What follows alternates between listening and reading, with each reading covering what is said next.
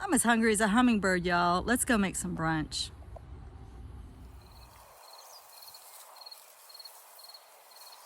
So the first thing I'm gonna do is, I've got a lot of parsley growing right now. So let's go down the garden and let's go get some parsley. You know, I had this on my salad last night and I kept thinking, what, excuse me, butterfly, why is this salad so wonderful? Well, because I put parsley and thyme in it from the garden.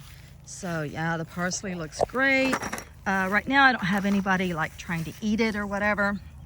So this is my first year growing this parsley. This is large leaf from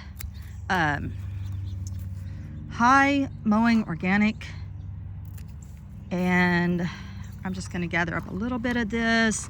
I don't want them too parsleyed, but I do want some delicious parsley in this. And so what I was reading is that you just cut them off.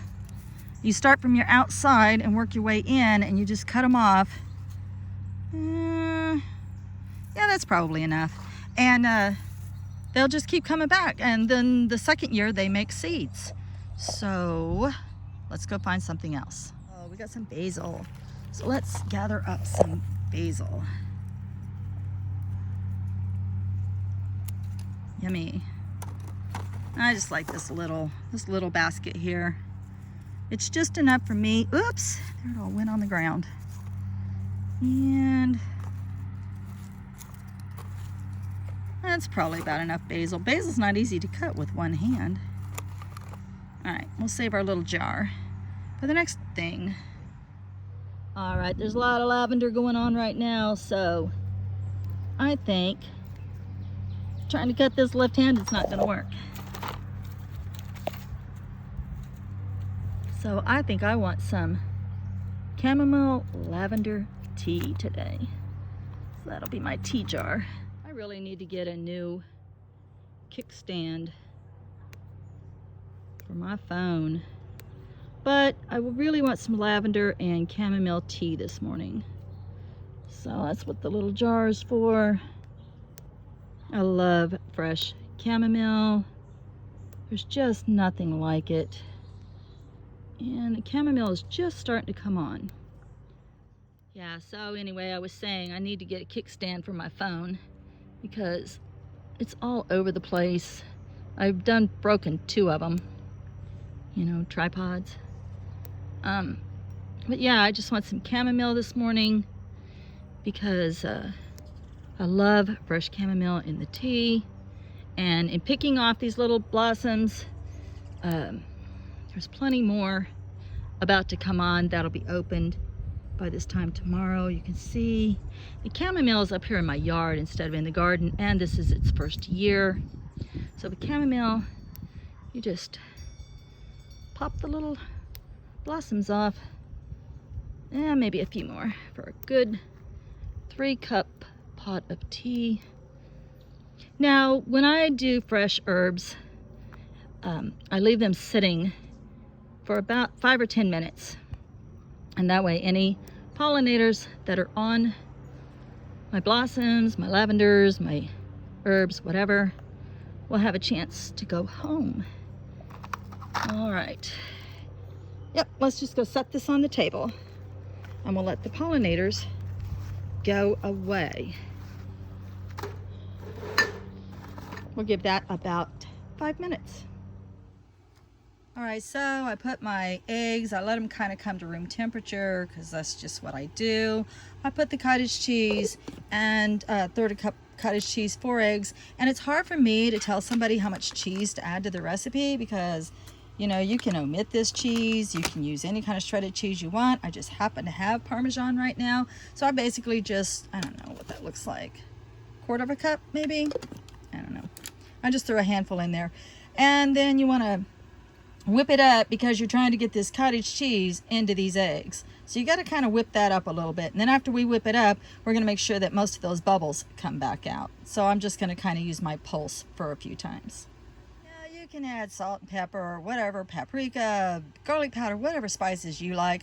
Personally, I'm not spicing this up at all. I don't want the salt. I don't even want the pepper because I just want to taste that and that. That's what I'm after today, is these 2 flavors. And so you can see I hit the pulse about 3 times, and already a lot of the bubbles are popping, and you just kind of tap on this or whatever you have to do to get most of those bubbles out of there. Either spray or oil up your egg bite mold, or some people don't at all. Have your lid ready, have your little tripod thingy, sling they call it, have that thing ready. Put 1.5 cups of water into the bottom of your Instant Pot, and then we'll assemble this all together. And no, I don't put my herbs in here because I just don't want to blend it up quite like that. I chop my herbs and add them later.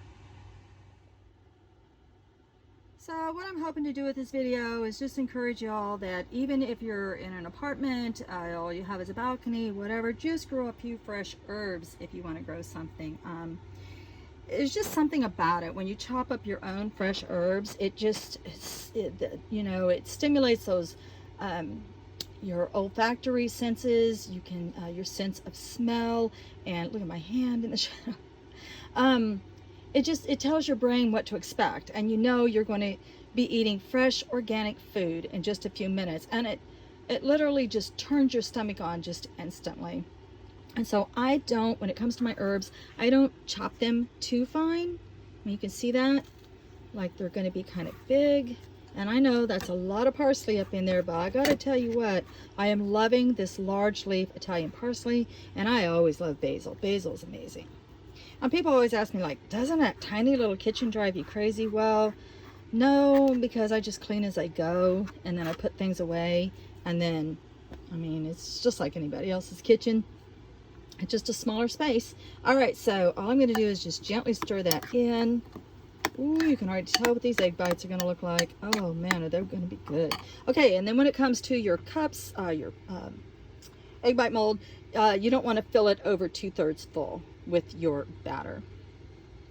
All right, so we got our egg mixture into the mold. Put your lid on it, get your sling ready. You're going to set it down in here, and you're going to cook it on manual for 9 minutes. And then you're going to give it a 10-minute natural release. And then even after you take them out, you're still going to give them a couple more minutes. So that's going to be 9 minutes, 10-minute natural release, and then a couple of minutes just to set aside. Meanwhile, if you have any leftovers at all of your herbs, you want to chop them up finely and feed them to your chickens. Oh, it's kind of dark back here in this little corner, but in the meanwhile, I'm going to go ahead and get this ready to make my tea. I didn't pick a lot of chamomile today, so we're going to let this steep quite a while. So with the lavender sprigs, I usually just throw them down in the pot, and I can use that same lavender sprig like several times today.